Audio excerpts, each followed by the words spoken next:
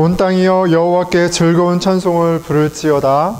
기쁨으로 여호와를 섬기며 노래하면서 그의 앞에 나아갈지어다. 여호와가 우리 하나님이신 줄 너희는 알지어다. 그는 우리를 지으시니요 우리는 그의 것이니 그의 백성이요 그의 기르시는 양이로다. 감사함으로 그의 문에 들어가며 찬송함으로 그의 궁정에 들어가서 그에게 감사하며 그의 이름을 송축할지어다. 여호와는 선하시니 그의 인자하심이 영원하고 그의 성실하심이 대대에 이르리로다. 하나님 감사합니다. 오늘 주일 또 예배를 허락하셔서 저희가 모였습니다. 하나님이 얼마나 좋은 분이신지, 또 예수 그리스도를 통해서 우리에게 베푸신 그 사랑이, 그 은혜가 어떠한지 깨닫게 해주십시오. 하나님, 우리의 마음을 열고 주의 음성을 듣기 원합니다. 도와주십시오. 우리 함께 우리의 마음을 활짝 열고 주님 말씀하십시오. 듣겠습니다. 이렇게 예배로 나아가는 기도, 또 성령의 도우심을 구하는 기도 함께 드리겠습니다. 예, 하나님 아버지 함께 해주셔서 감사합니다. 주여,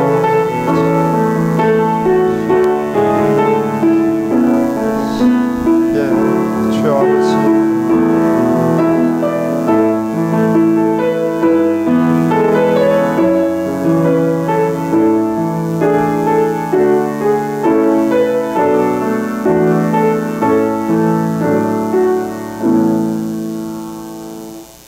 저희가 드리는 예배 순서를 하나님의 선하신 은혜의 손에 맡겨 드립니다. 이 모든 말씀 우리 주 예수 그리스도 이름으로 기도드렸습니다. 아멘.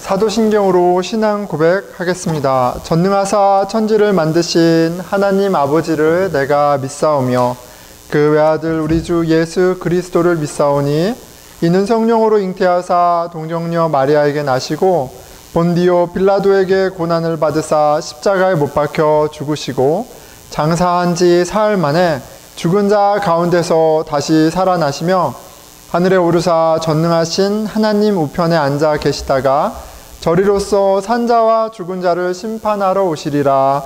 성령을 믿사오며 거룩한 공회와 성도가 서로 교통하는 것과 죄를 사하여 주시는 것과 몸이 다시 사는 것과 영원히 사는 것을 믿사옵나이다. 아멘.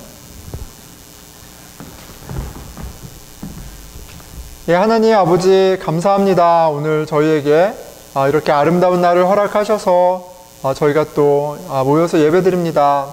주님, 한 주간을 돌아볼 때 하나님 아버지의 기뻐하시는 아들로 또 예수 그리스도의 제자로 살아가지 못한 모습이 참 많아서 부끄럽습니다. 주님, 그런 저희의 연약함과 악함을 아시는 주님께서 우리를 위해서 베푸신 은혜를 기억하게 해주시고 저희들 마음 가운데 담대함과 지혜를 허락해 주십시오. 아버지의 아들답게 또 예수 그리스도의 제자답게 또 살아갈 수 있는 용기를 얻기 원합니다. 주님, 우리 교회에 허락하신 리더들이 있습니다. 주님, 성령 충만케 하여 주시고 또 우리 교회에 허락하신 우리 아이들 항상 함께 하셔서 건강과 마음과 모든 것 지켜주시고 공급해 주십시오. 주님, 모여서 예배드리는 이들이나 또 집에서 예배드리는 우리 교우들이나 모두 주 안에 신령과 진정으로 주께 예배드리는 은혜가 있기를 구합니다. 성령님 도와주십시오. 예배 순서마다 주님께서 말씀하시고 또 감동 주시고 또 깨닫게 하실 것을 기대하며 이 모든 말씀 살아계신 우리 주 예수 그리스도 이름으로 기도드렸습니다. 아멘.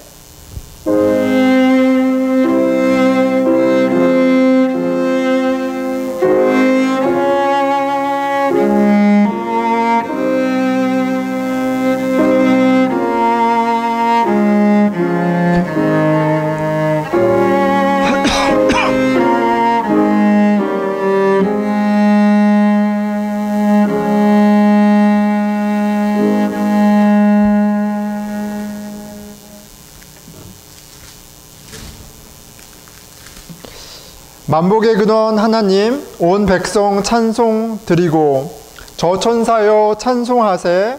성부 성자 성령 아멘.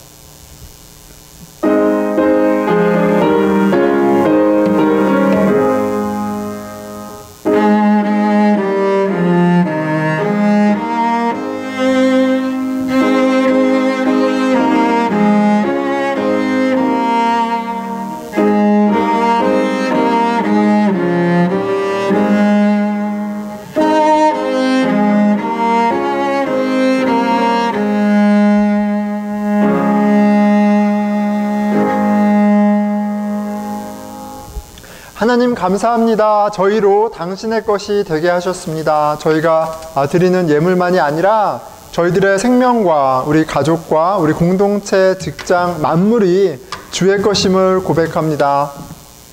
주님, 저희들 마음의 생각과 말과 또 결정들 모든 것 가운데 우리의 왕이 예수 그리스도이심이 드러날 수 있도록 저희들에게 지혜와 용기를 허락하여 주십시오. 저희들에게 허락하신 재능과 재물을 사용할 때 그 쓰이는 곳마다 주님께 기쁨이 되고 또 주님이 영광 받으시는 자리가 되게 하여 주시옵소서. 이 모든 말씀 살아계신 우리 주 예수 그리스도 이름으로 기도드렸습니다. 아멘. 오늘 하나님께서 주신 말씀은 역대하 24장 15절에서 22절입니다. 여호야다가 나이가 많고 늙어서 죽으니 죽을 때 130세라. 우리가 다윗성 여러 왕의 묘실 중에 장사하였으니 이는 그가 이스라엘과 하나님과 그의 성전에 대하여 선을 행하였음이더라. 여호야다가 죽은 후에 유다 방백들이 와서 왕에게 절하매 왕이 그들의 말을 듣고 그의 조상들의 하나님 여호와의 전을 버리고 아세라 묵상과 우상을 섬겼으므로 그 죄로 말미암아 진노가 유다와 예루살렘에 임하니라. 그러나 여호와께서 그들에게 선지자를 보내사 다시 여호와에게로 돌아오게 하려 하심에 선지자들이 그들에게 경고하였으나 듣지 아니하니라.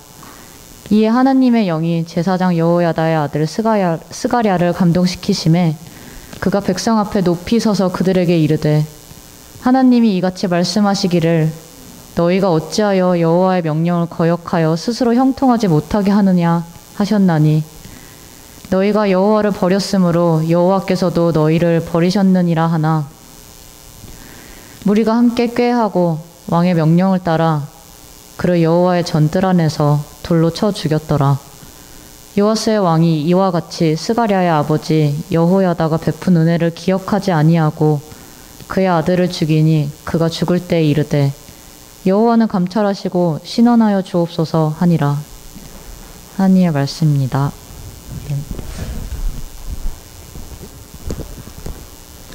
예, 주 안에서 오늘 함께 예배드리는 여러분 모두 환영합니다. 오늘 이 자리에서 예배를 드리는 저와 여러분도 그리고 유튜브를 통해서 가정에서 예배를 드리는 우리 형제 자매 여러분 모두 예수 그리스도를 주로 고백하는 교회입니다. 하나님은 영이시기에 신령과 진정으로 드리는 예배, 어디에서든 그 예배를 받으시는 하나님이세요. 오늘 이 예배를 통해서 그 영이신 하나님을 다 함께 경험하기를 기대합니다. 우리 주 안에서 서로 환영합니다. 이렇게 몸짓으로 인사하면 좋겠습니다. 네, 환영합니다. 같이 고백하겠습니다. 빈손으로 왔다 빈손으로 가는 나그네 인생. 저 혼자 할게요. 저 혼자. 예, 집에서는 해도 됩니다. 여기서는 안 돼요. 예, 빈손으로 왔다 빈손으로 가는 나그네 인생. 왕같은 제사장 선지자 인생. 아낌없이 주고 아낌없이 사랑하고 주 예수와 함께 살자. 아낌없이 주고 아낌없이 사랑하고 말은 술술 나오는데 쉽지가 않죠.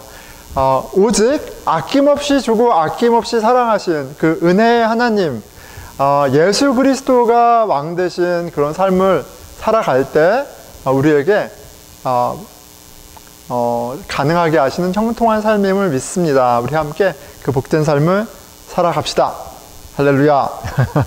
자, 오늘은 은혜를 안다면, 아는가? 은혜를 아는가? 은혜를 안다면, 예, 은혜를 안다면이라는 주제로 말씀을 전하도록 하겠습니다. 여러분, 은혜를 아세요? 우리 은혜를 좀 잘 쉽게 설명하기 위해서 하는 그 비유가 선물이죠. 선물인데, 우리가 어떤, 노력을 해서 자격이 있어서 받은 어떠한 것이 아니라, 그야 말대로, 받은 선물. 선물입니다, 선물. 선물 받으면 기분이 좋죠. 기분이 좋습니다. 예, 여러분 최근에 받은 선물 한번 생각해 보면 좋겠어요. 네, 너무너무 기분이 좋아요. 저는 선물이 아니어도 여러분 선물 근처에 비슷한 게 사은품인 거예요. 사은품 뭐 이런 거. 1+1 이런 것만 받아도 기분 좋지 않습니까? 이건 실은 은혜는 아니잖아요. 그쵸? 그냥 이제 그런데도 그것도 좋아요. 저희는 어제 그 88 마켓에서 거기 그 닭튀김이 있더라고요. 프라이즈가 있어서 저희 아내가 사왔는데 저희 아내가 너무 기뻐하는 거예요. 다리를 4개, 4피스를 샀는데 거기서 보바티를 하나를 공짜로 준다고. 예. 그래서 이제 저희 한나랑 애들도 막 익사이트 해가지고 그거를 이제 저희 6가족이 한결이는 빼고 저희 5가족이 나눠서 n분의 1 해서 그 보바를 먹으면서 너무너무 기뻤습니다. 예, 왜요? 예, 공짜니까. 그런데 우리가 받는 선물은 그냥 사은품 뭐 이런 더 서비스와 비교할 수 없죠. 더군다나 그 선물의 가치가 어마무시하다. 너무너무 값진 것이다. 뭐 황금 덩어리 막 뭐로 비유를 할까요? 그러면 실은 그 사은품과는 뭐 비교할 수 없는 감동이 있어요. 예, 감동이 있고 기쁨이 있을 겁니다.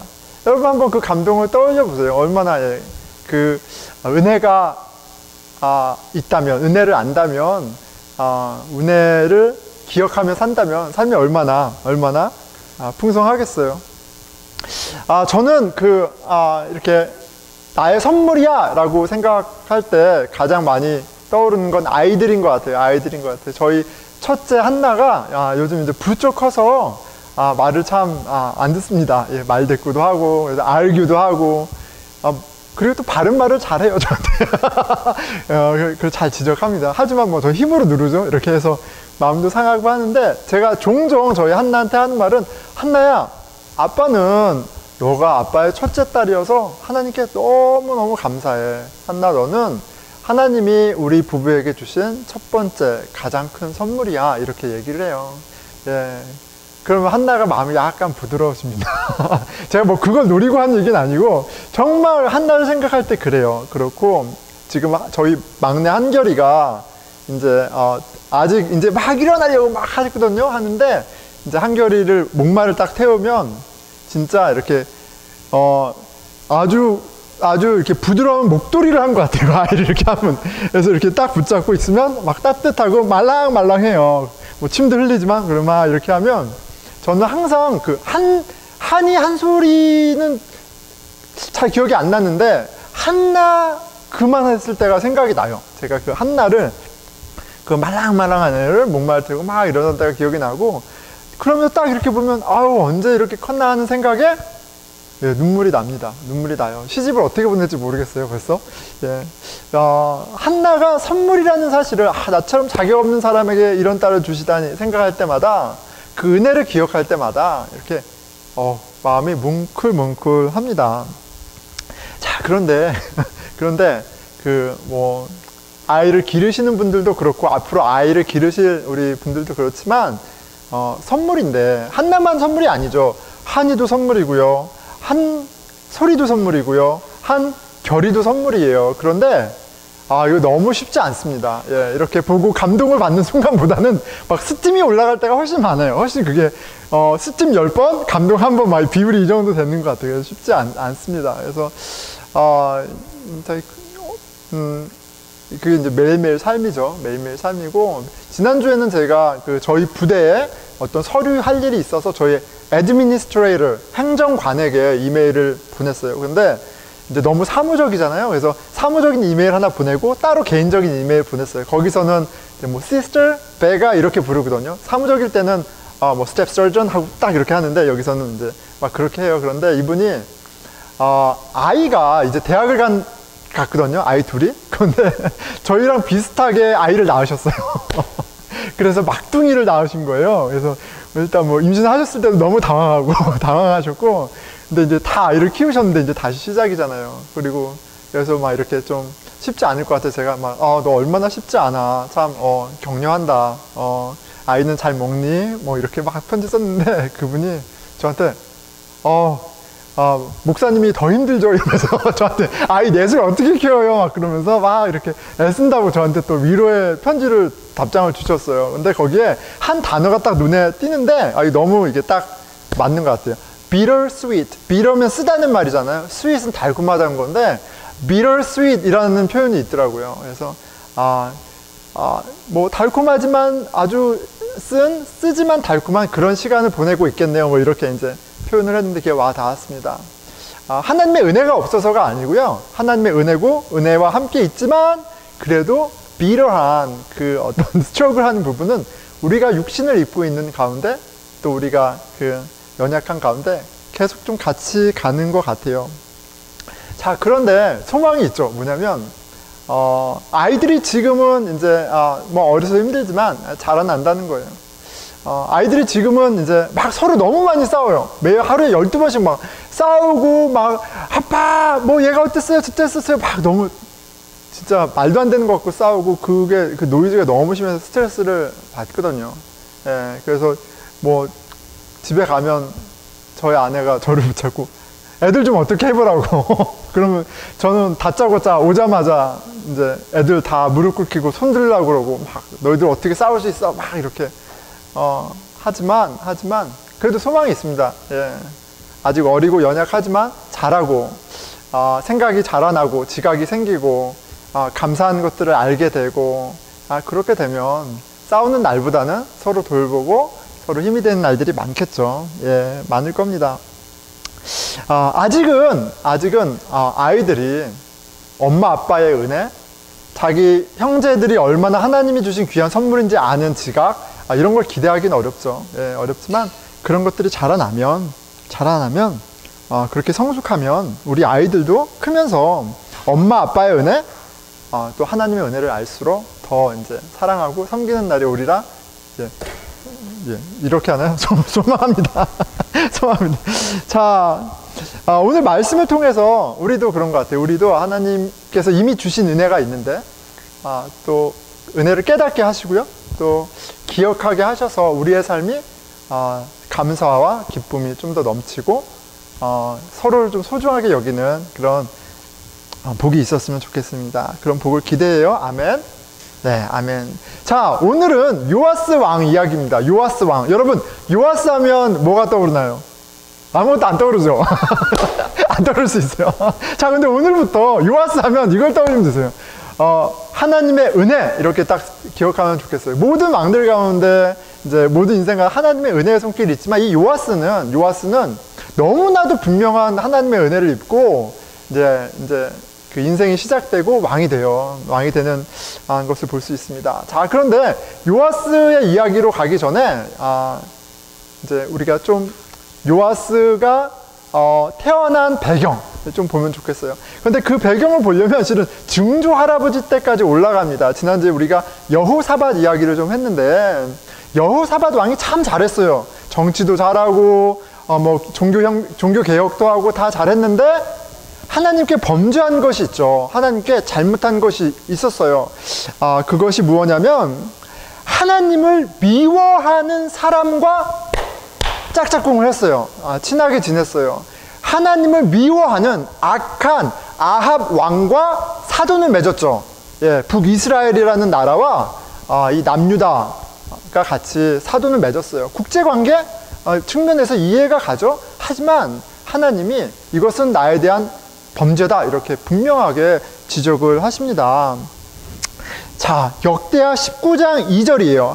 하나니의 아들 선견자 예후가 나가서 여호사밧 왕을 맞아 이르되 왕이 악한 자를 돕고 여호와를 미워하는 자들을 사랑하는 것이 옳으니까 옳지 않다는 거죠. 그 선택은 해서는 안 되는 선택이라는 거예요. 그 만남은 가져선 안 된다는 거죠. 그러므로 여호와께로부터 진노하심이 왕에게 임하리이다. 이렇게 얘기합니다. 하나님을 미워하는 악인들과 짝짝꿍하는 것은 반역이고요. 그리고 하나님은 그것에 대해서 책임을 물으신다라고 얘기하세요. 그리고 그 진노가 그 아들과 그 손자와 실은 요아스의 출생 배경 가운데 어떤 결과로 나타나는지 보여주고 있습니다. 그런데 이 부분은 우리가 좀 프랙티컬하게 주목해서 볼 부분이 있어요. 하나님이 우리에게 진노를 내리실 때 이 케이스 같은 경우는 그 씨를 여호사밧이 뿌린 거예요. 여호사밧이 그 사돈이랑 관계를 맺는 선택을 했고요. 자기 아들 다음에 왕이 되는 여호람과 그 악한 왕의 딸과 결혼시키는 결정을 한 거예요. 그리고 그 악한 결정에 대한 죄의 사망의 열매를 그 파국을 겪게 되는 거예요. 아들 때와 그 손자 때 그리고 그 나라가 함께 서퍼하게 됩니다. 그쵸? 자, 원수 아합, 하나님의 원수 아합이에요. 그 아합의 사위 여호람은 그의 아버지를 이어 남유다의 왕이 됩니다. 그는 다윗 왕의 길을 따르지 아니하고 아합 왕의 길을 따랐다 이렇게 얘기합니다. 아합 왕, 하나님을 미워하는 하나님과 원수된 아합 왕의 길을 따랐다 그래요. 근데 이 아합 왕의 길은 나하고는 상관없는 어떤 다른 사람의 길이 아니라 내가 왕이 되어 사는 인생의 대표예요. 그것을 상징합니다. 내가 내 인생의 주인이야. 내가 왕이야. 그 왕됨을 지키고 확장하려는 모든 시도가 하나님을 대적하는 것이고요. 그것이 아합 왕의 길이에요. 그런 면에서는 우리도 충분히 우리 삶 가운데 선택하는 것 가운데 내가 왕된 내 영향력을 확대하는 그것 자체가 목적이 된 삶을 살아간다면, 그런 결정이라면 실은 아합 왕의 길과 별반 다르지 않은 길을 선택하고 있는 것이 돼요. 자, 인간의 길이란 왕이 되기 위해 또는 왕의 자리를 지키기 위해 수단과 방법을 가리지 않는, 그래서 비정하고요, 잔인합니다. 다르게 얘기하면 은혜가 없어요. 은혜가 없습니다. 자신의 성공을 위해 모든 것을 희생시키죠. 자, 여호람이 그런 인간의 길, 이 악한 길을, 아합 왕의 길을 걸어요. 아버지가 사랑했던 자식들, 그의 동생들을 다 죽이죠. 21장 4절이에요. 여호람이 그의 아버지의 왕국을 다스리게 되어 세력을 얻은 후에 그의 모든 아우들과 이스라엘 방백들 중 몇 사람을 칼로 죽였더라. 그리고 이런 잔인함이 어디에서 나온 건지 6절에서 설명합니다. 그가 이스라엘 왕들의 길로 행하여 아합의 집과 같이 하였으니 이는 아합의 딸이 그의 아내가 되었음이라. 그가 여호와 보시기에 악을 행하였더니, 이런 악한 선택을 하는 데는 그냥 아무런 아이디어가 없이 혼자만의 생각으로 결정한 것이 아니라, 성경은 뭐라고 얘기하냐면 아합 왕의 딸의 영향이라고 얘기해요. 야달리죠. 예, 이 여인의 영향이라고 이야기를 합니다. 여호사밧의 선택의 결과인 거예요. 자, 여호사밧에 뿌린 죄악의 씨앗이 열매를 맺어서 다윗 가문 전체의 파국에 이릅니다. 하나님은 하지만 이렇게 하나님의 뜻을 버리고 하나님 원수의 길을 따른 바영카는 이 왕을, 이 다윗의 가문을 망하게 하는 것이 아니라 이 가문을 포기하지 않으세요. 은혜를 베푸십니다. 7절이죠. 여호와께서 다윗의 집을 멸하기를 즐겨하지 아니하셨음은 이전에 다윗과 더불어 언약을 세우시고 또 다윗과 그의 자손에게 항상 등불을 주겠다고 말씀하셨음이라. 여호람은 계속해서 악을 행하고요. 그 결과로 적이 침략해서 그의 재산들을 다 뺏어가기도 하고요. 그리고 중병에 걸려서 고통 가운데 생을 마감합니다. 자, 그런데 그의 뒤를 이은 아들 아하시야 또한 악행을 거듭했다고 기록되어 있어요. 그리고 왕이 된 지 겨우 1년 만에 죽습니다. 그런데 이 죽음도요, 그가 잘못한 선택을 했기 때문에 또 겪는 파국이에요. 그가 왕이 되고 삼촌 북이스라엘 왕을 찾아갑니다. 그리고 그때 마침 삼촌의 나라 북이스라엘에 반역이 일어났어요. 예후라는 사람이 반역이 일어났고요. 예후의 손에 의해서 삼촌도 죽임을 당하고 삼촌을 찾아갔던 아하시야 또한 죽게 되는 거예요. 여호사밧이 뿌린 죄의 씨앗이 아들 그리고 손자에 미칩니다. 그런데 이 비참함이 여기에서 멈추는 것이 아니라 정말 클라이맥스, 파국으로 이어지죠. 아합의 딸 여호람의 아내이자 아하시야의 엄마인 이 아달랴가 아버지 집안이 망했다는 소식을 듣고 또 아들이 삼촌과 있다가 죽었다는 소식을 듣고 그리고 정말 아합 왕의 딸다운 결정과 행동을 합니다. 예, 어떤 결정을 해요? 22장 10절이에요. 아하시야의 어머니 아달랴가 자기의 아들이 죽은 것을 보고 일어나 유다 집의 왕국의 씨를 모두 진멸하였으나, 진멸한 거죠. 자기 집안이 망했어. 그러면 실은 애통하고 슬프고 실은 괴로운 일인데 대부분의 사람은 그렇게 좌절하거나 아파하거나 신앙이 있는 사람들은 그 결과에 대해서 돌아보고 하나님께 회개하겠죠? 근데 아달랴는 그렇지 않아요. 이렇게 집안이 망할 수는 없어. 그래서 다윗 집안을 완전히 망가뜨리고 뭐예요? 자기가 딸이지만 그 아합 왕의 가문을 이어가는 거예요. 그래서 자기 왕국을 이루는 거죠. 그리고 그것을 위해 다윗의 자손들을 다 싹 다 죽입니다. 자, 아달랴를 누가 데리고 왔습니까? 여호사밧이죠. 여호사밧이 뿌린 씨앗의 결과예요. 반역의 결과입니다. 이렇게 망한다 할지라도 실은 누가 하나님한테 뭐라 하겠어요? 자신이 선택한 과오에 대한 결과인데, 그런데 하나님께서 남유다를, 다윗의 집안을 이렇게 망하게 두지 않으시죠. 하나님의 전적인 은혜로 한 생명을 살려주세요. 그쵸? 예, 은혜를 베푸십니다.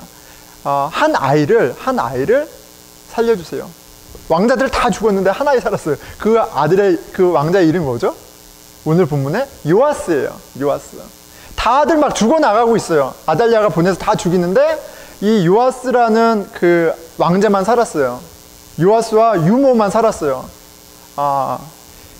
그 고모와 고모부가 대제사장이에요. 이름까지 얘기하면 더 헷갈려. 고모와 고모부가 용기를 내서 이 아이를 숨깁니다. 자, 근데 이 요아스가 그때 몇 살이었나요? 반말이 아니고요. 퀴즈입니다. 요아스가 그때 몇 살이었죠? 여러분 기억나세요? 몇 살이었어요? 예. 1살, 이제 막 태어난 거예요. 그래서 젖먹이 유모가 있었어요. 요아스가 이게 1살인 것을 우리가 알 수 있는 건 뭐냐면, 그가 6년 동안 여호와의 성전에서 숨어 지냈어요. 그리고 7살 되던 해에 자기를 구해준 고모부, 그쵸? 고모부 대제사장과 대제사장들의 아들들이 주축이 되어서 혁명을 일으켜서 왕이 됩니다. 그의 나이가 7살이었어요. 자, 그러니까 6년 동안 보호받고 7살에 왕이 됐으니까, 그리고 유모와 함께 이렇게 도망쳤으니까 우리가 젖먹이 아이였구나 그때 충분히 예상할 수 있죠. 그러니까 요아스가 왕이 된 건 그가 한 건 하나도 없는 거예요. 예. 심지어 다윗의 자손이라는 그런 왕족이라는 그런 혈통도 그가 왕이 될 수 있는 조건이 되지 못했어요. 왜요?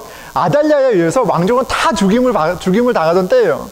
그러니까 요아스는 정말 생명을 건진받고 고모부와 고모의 품 아래서 하나님의 집 성전에서 돌봄을 받으면서 정말 은혜 가운데 보호받으면서, 그리고 왕도 그가 장성해서 자기의 세력을 만들어서 한 게 아니라 7살이면 아무것도 할 수 없는 나이잖아요. 7살에 고모부와 또 형들과 그리고 많은 또 하나님께 맹세한 사람들의 은혜로 왕이 된 거예요. 자, 그러니까 요아스 하면 무엇을 떠올려야겠어요? 총명한 왕, 지혜로운 왕, 헌신적인 왕이 아니라 하나님의 은혜인 거예요. 하나님이 다윗의 가문에게 약속하신 것을 지키시고 전적인 은혜로 살려주셔서 왕을 만드신 게 바로 요아스가 되는 거죠. 자, 23장 11절입니다. 무리가 왕자를 인도해내어 면류관을 씌우고, 이게 7살 때 이제 혁명이 일어나고 이제 면류관을 씌우고 율법책을 주고, 7살짜리한테 율법책을 줬대요. 뭐 이런 책이 아니잖아요. 아마 율법책이 요아스보다 더 컸을지도 모르겠어요. 율법책을 주고 아합 왕의 길을 따르지 말고 여호와의 길을 따르라, 이런 거죠. 율법책을 주고, 왕은 주를 따르셔, 율법책을 주고, 왕으로 삼을세 여호야다와, 고모부 이름이 여호야다예요. 고모부와 그의 아들들이 사촌 형들이 되겠죠. 근데 제사장들이에요. 다 제사장 가문이니까. 여호야다와 그의 아들들이 그에게 기름을 붓고 이르기를 왕이여 만세수를 누리소서. 자, 평생 도망자 신세인데 요아스가 왕이 됩니다. 하나님의 은혜로 왕이 됩니다. 여기서 우리가 아달랴를 통해서 다윗 가문이 완전히 망가지는 것을 통해서도 그렇고, 그쵸? 여호야다를 통해서도 그렇고, 누구를 선택하고 누구를 만났느냐에 따라서 실은 하나님의 은혜를 입기도 하고, 그쵸? 하나님의 진노를 사기도 한다는 것을 우리가 볼 수가 있습니다. 그쵸? 요아스는 하나님의 사람 고모부와 또 형들을 통해서, 고모를 통해서 은혜를 이렇게 입어요. 자, 요아스 왕은 40년간 통치했다고 그러죠. 그런데 요아스 왕의 그 재위 기간 동안 그 모습이 두 가지로 확연히 나뉜다고 합니다. 그렇죠? 여호와의 길을 따랐던 때와 아합 왕의 길, 북이스라엘 왕의 길을 따랐던 때, 이게 확연히 나뉩니다. 분기점이 있죠. 분기점은 고모부 여호야다가 죽기 전에는 하나님의 길을 따랐는데 성전 보수도 하고 열심히 있었던 걸 보죠. 근데 고모부가 죽자, 하나님의 사람 고모부가 죽자, 그가 이제 전혀 다른 길을 걸어갑니다. 24장 17절이에요. 여호야다가 죽은 후에 유다 방백들이 와서 왕에게 절을 하며 왕이 그들의 말을 듣고 그에게 하나님의 길을 일깨워주고 가르쳐주던 여호야다 고모부가 죽고요. 이제는 다른 사람들이 와서 다른 소리를 하고 다른 소리로 마음을 채우고 이제 다른 소리를 따라서 살아가게 돼요. 결국 하나님의 뜻을 반하면서 살아가게 됩니다. 18절, 그의 조상들의 하나님 여호와의 전을 버리고 아세라 목상과 우상을 섬겼으므로 그 죄로 말미암아 진노가 유다와 예루살렘에 임하니라. 자, 그래서 이제 후반부에 여호와의 길을 따르지 않는 요아스에게 있었던 사건이 오늘 본문이 되겠습니다. 자, 하나님께서 요아스가 이렇게 망가지는 것을, 이렇게 하나님을 대적하는 삶을 사는 것을 그냥 보지 않으시고요. 계속해서 선지자들을 보내주세요. 선지자들, 하나님의 뜻을 가르쳐주는 선지자들을 보내주시고요. 요아스는 거듭거듭 그들을 내칩니다. 그들의 말을 듣지 않죠. 그런 일들이 반복되던 와중에 하나님께서 비장의 카드를 쓰시는 거예요. 얘 말은 듣겠지. 얘 말은 꼭 들어야, 말을 들을 수밖에 없는 사람을 보내십니다. 그게 오늘 본문에 나오는 제사장 스가랴예요. 자, 이에 하나님이 영이 제사장 여호야다의 아들 스가랴를 감동시키매 그가 백성 앞에 높이 서서 그들에게 이르되 하나님이 이같이 말씀하시기를 너희가 어찌하여 여호와의 명령을 거역하여 스스로 형통하지 못하게 하느냐 하셨나니 너희가 여호와를 버렸으므로 여호와께서도 너희를 버리셨느니라 하나. 자, 스가랴를 통해서 심판의 말씀을 하시는데요. 이 말씀의 내용이 굉장히 중요해요. 하나님의 뜻을 하나님이 따르라고 우리에게 명령하시죠. 그런데 그것은 하나님이 우리를 컨트롤하고 하나님이 원하시는 바를 이루고자 하는, 그냥 단순히 하나님의 이기적인 목적을 채우기 위한 것이 아니라 뭐라고 얘기하냐면 너희가 어찌하여 여호와의 명령을 거역하여 스스로 형통하지 못하게 하느냐, 이렇게 얘기해요. 하나님의 명령은 우리를 가장 복된 삶으로 살아가게 하는 매뉴얼과 같은 거예요. 그러니까 여호와의 율법을 버리는 것은 내가 행복한 삶을 살지 않겠다고 이제 선택하는 것과 마찬가지고요. 복을 발로 뻥 차는 것과 마찬가지라는 거예요. 하나님이 너희를 버린 것이 아니라 너희가 하나님을 버렸다라고 이야기를 하죠. 하나님 우리를 버리지 않으세요. 우리가 하나님을 버림으로, 우리가 하나님을 반역함으로, 우리가 하나님과 등지며 다른 길을 걷기 때문에 겪는 우리가 선택한 죄의 고통들을, 열매들을 우리가 따먹는다라는 것을 실은 이 심판의 메시지 가운데 다시 한번 확인하게 됩니다. 강력한 메시지죠. 강력한 메시지예요. 그런데 요아스 왕이 말을 듣지 않습니다. 스가랴의 이야기를 듣지 않아요. 그런데 스가랴는 제사장들 중에 한 사람이지만 그 정도가 아니죠. 스가랴는 여호야다의 아들이에요. 그러니까 스가랴를 보면 누가 생각이 나야 돼요? 고모와 고모부가 생각이 나야죠. 근데 그 고모와 고모부가 누구예요? 그가 아주 갓난아이였을 때부터 6살, 7살이 되기까지 돌봐주고 지켜주고 먹여주고 재워주고 기저귀 갈아주고 옷 입혀주고 등에 업고 은혜로 키워준 부모와 같은 사람이 바로 고모와 고모부예요. 그러니까 스가랴는 단순히 제사장 중에 한 명이 아니라 하나님 은혜를 기억나게 하는 인물인 거죠. 그런데 그 스가랴가 하나님의 심판을 선포했을 때 요아스가 실은 그 은혜를 기억했다라면, 은혜를 안다면 회개를 했을 텐데 그렇게 하지 않죠. 21절이에요.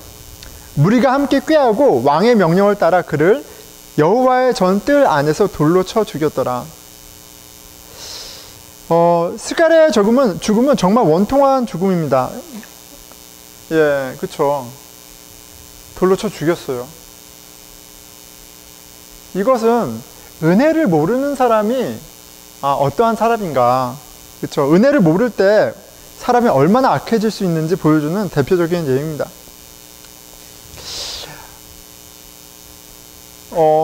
전혀 자비함이 없죠. 그것은 그가 악인이기도 하지만 다르게 얘기하면 그가 은혜를 기억하지 못했기 때문에 그래요.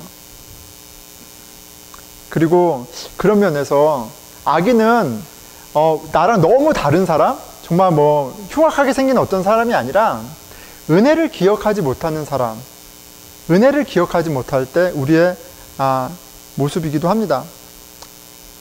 22절이죠. 요아스 왕이 이와 같이 스가랴의 아버지 여호야다가 베푼 은혜를 기억하지 아니하고 그의 아들을 죽이니 그가 죽을 때에 이르되 여호와는 감찰하시고 신원을 주옵소서 하니라. 은혜를 모르는 악인 요아스는 은혜가 없죠. 그리고 악인은 뭐라고요? 자기가 왕인 사람입니다. 그 왕의 자리를 지키는데 온 마음이 빼앗겨버린 사람은 은혜를 기억하지 않습니다. 사람의 은혜도 기억 못하는데, 기억하지 않기로 작정하는데 하나님의 은혜야 더 말할 것도 없죠. 스가랴가 죽임을 당한 장소가 있어요. 기가 막히죠. 여호와의 전뜰에 사람들이 돌로 쳐 죽입니다. 근데 그 여호와의 전은 하나님의 집이기도 하고, 그 여호와의 전은 하나님이 요아스를 은혜로 보살펴 주던 곳이기도 해요. 다른 것도 아니고 여호와의 전뜰에서 스가랴를 죽였다는 것은 마치 그 은혜를 베푸신 부모 얼굴에 침을 뱉는 거나 마찬가지인 죄악인 거예요. 어떻게 이렇게 배은망덕할 수 있나요? 그렇죠? 그런데 심플합니다. 은혜를 기억하지 않으면 이렇게 되는 거예요. 요아스 왕이 은혜를 기억했다라면 스가랴의 책망을 들었을 겁니다. 적어도 스가랴를 죽이는 일은 하지 않았겠죠?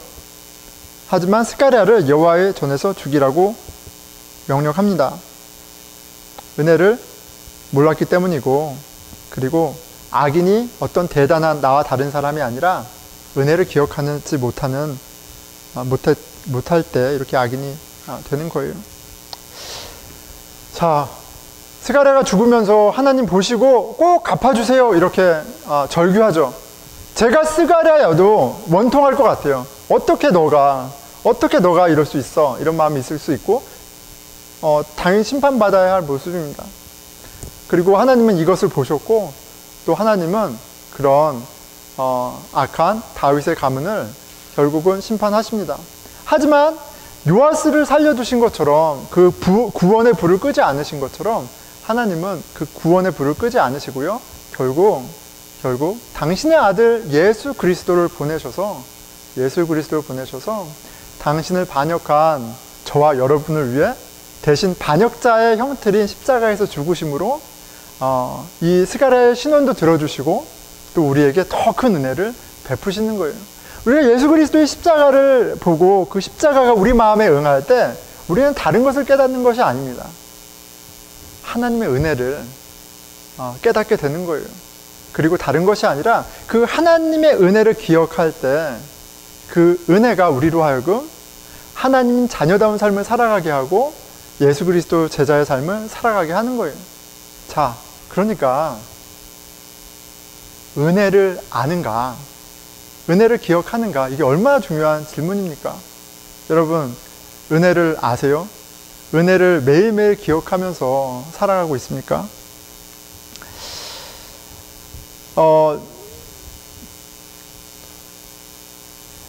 7살 때 내가 뭘 했지 기억이 안 나요. 7살 때 내가 뭘 했지 기억이 안 납니다. 7살 전에 2살, 3살, 4살, 1살 태어났을 때는 당연히 기억이 안 나죠. 부모님에게 받은 은혜가 없다면 살 수 없었다는 건 분명한데 거의 기억이 나지 않습니다. 은혜가 기억이 나지 않아요. 은혜가 없었던 게 아니라 은혜가 기억이 나지 않아요. 예, 은혜는 분명히 있었는데 그런데 그 은혜를 알게 되고 기억하게 되는 계기가 생겼어요. 뭐예요? 제가 결혼을 하고 아이를 낳아보니까 이게 매일매일 전쟁터인 거예요. 진짜 내 삶이 막 전쟁터와 같은 것을 겪으면서 아이를 키우는 거더라고요. 그러면서 내가 받은 은혜를 깨닫게 되고 또 부모의 은혜를 감사하게 됩니다. 그게 자라는 것 같아요. 그렇게 자라나고 그렇게 은혜를 알고 또 그 은혜를 기억하면서 은혜로 삶이 채워지는 것 같습니다. 저와 여러분들도 이렇게 다 애쓰면서 살아가고 지금의 삶이 쉽다라고 얘기하는 게 아니에요. 그렇죠? 얼마나 애씁니까? 학교에서, 직장에서 삶을 살아가려고 얼마나 애써요. 그런데 우리가 기억해야 되는 것은 우리의 애씀보다도 그거와 비교할 수 없는 하나님의 은혜, 누군가의 은혜를 통해서 우리가 오늘 이 자리에 있다는 것을 기억하는 게 신앙이라는 걸 좀 기억했으면 좋겠어요. 그 하나님의 은혜를 알고 또 기억하고 세워가면서 우리는 하나님의 자녀로 하나님의 영광된 기쁨된 삶을 살아갑니다. 그런데 은혜를 기억하지 못하면요, 정도의 차이만 있을 뿐이지 악인으로 살아가는 거예요. 예, 악인으로 살아가는 거예요. 말씀을 맺겠습니다. 그 우체국에 가면 유독 반갑게 맞아주는 할머니가 계세요. 완다라는 할머니인데 이제 리타이어 하세요. 근데 크리스찬이세요. 그래서 이제 만나면 인사도 하고 기도 제목도 나누고 하는데 바로 전날 이제 아이들을 무릎 꿇히고 혼내고 막 저희 아내가 막 힘들어하는 토로를 듣고 마음이 무거운 상태에서 이제 일하러 갔는데 완다 할머니가 어떻게 지내? 막 그 제스처가 크시거든요. 흑인분이셔서 어떻게 지내? 막 그러시는데 제가 그냥 괜찮다고 얘기 안 하고 너무 힘들어요. 그랬어요. 너무 힘들어요. 애들이 맨날 싸워요. 막 싸워서 너무 힘들어요. 그랬더니 이분이 정말 막 그 흑인분들 특유의 큰 목소리를 막 뒤집으면서 웃으시는 거예요. 막 웃으시더니 시간이 필요해. 이제 좀 크면 괜찮아질 거야. 막 이렇게 얘기하시네. 근데 그 얘기를 듣는데 너무 위로가 되는 거예요. 그치? 크면 되겠지. 잘하면 되겠지. 근데 신앙도 그렇습니다. 신앙도 예수 그리스도의 은혜를 깨닫는 것과 또 기억하는 훈련, 또 그 은혜 가운데 살아가는 그 자라남이 있어야지 돼요. 그런데 우리가 자라나고 어른이 됐다고 해서 가족이 그냥 마냥 행복한 건 아니잖아요. 그것처럼 우리가 그 은혜를 깨닫고 은혜를 기억하는 훈련을 해가면서 실은 그 은혜를 누리는 삶까지 우리가 살아간다는 것을 기억했으면 좋겠어요. 저희 누나와 저도 어릴 때 경쟁 관계입니다. 마치 에서와 야곱이 같이 경쟁했던 것처럼 누나가 항상 경쟁 상대였어요. 그런데 누나도 하나님을 만나고 저도 하나님을 만나면서 나도 왕도 아니고 누나도 왕이 아닌 예수 그리스도가 왕된 삶으로 오고 우리가 베푸신 은혜를 기억하면서 둘도 없는 귀한 관계가 됐습니다. 그런데 실은 그 일을 하나님이 하나님의 집, 은혜의 공동체, 하나님을 아버지로 고백하는 이 교회 공동체를 통해서 이루신다는 것을 좀 기억했으면 좋겠어요. 서로 다른 우리가 하나님의 은혜를 깨닫고 그 하나님의 은혜를 기억함으로 은혜로운 복된 그 하나님 나라의 복을 이곳에서 누림을 고백합니다. 자, 신앙도 자라야 합니다. 자란다는 건 달리 말하면 은혜를 안다는 것이고 그리고 더불어 은혜를 기억하며 산다는 것임을 오늘 기억했으면 좋겠어요. 매일 말씀 묵상 가운데 은혜를 깨닫고 은혜를 기억하고 성도의 교제 가운데 은혜 안에서 은혜를 깨닫고 은혜를 나누는 저와 여러분이 되기를 축원합니다. 은혜를 안다면 많은 것이 달라요. 자, 기도하겠습니다.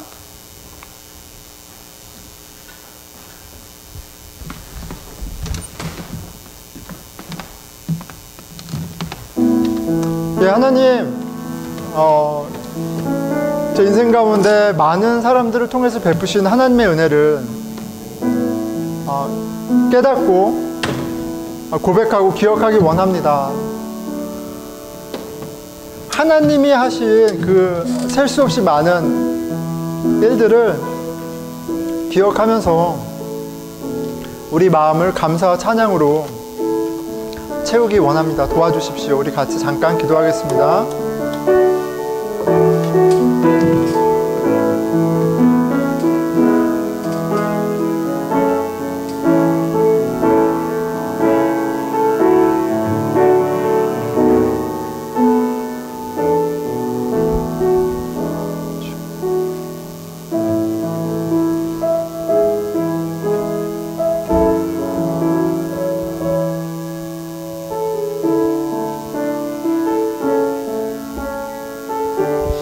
예, 우리 공동체를 위해서 기도하겠습니다.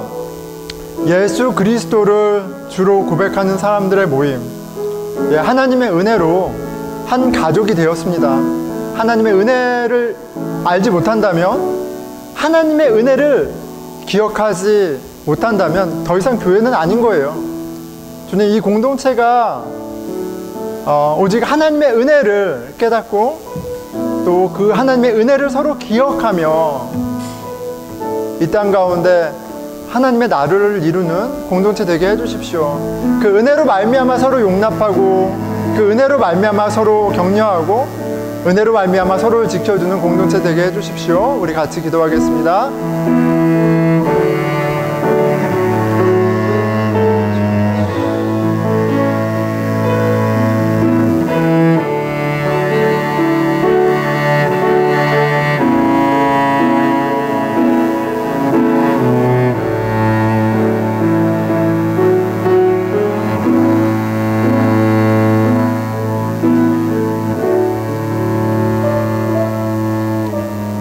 예, 우리 다 함께 일어나셔서 우리 주 없이 살 수 없네 연주 찬양 가운데 찬송 가운데 우리 같이 기도하면서 함께 하겠습니다.